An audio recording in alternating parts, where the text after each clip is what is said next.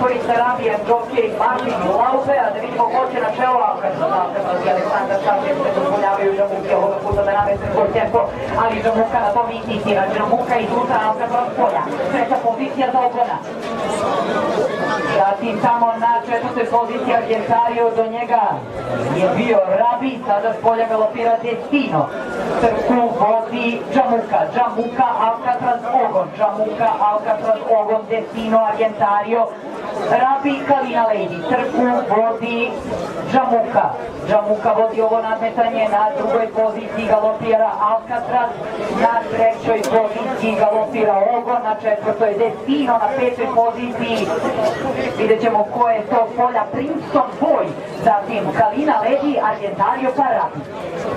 I dalje su se zakačili Alcatraz i Džamuka, nije to neki udački tempo, ali idu glava, a uhodi ih Ogon. Prve kovače opomene po prečci dobija tamo Destino. Polja galopira Princeton Boy, izbija na četvrtu poziciju. Argentario na pet pokreće mestu na začelju, Srpije Rabi.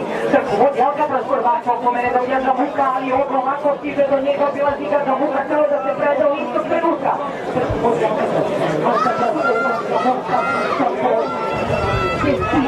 Polja ide tamo Argentario.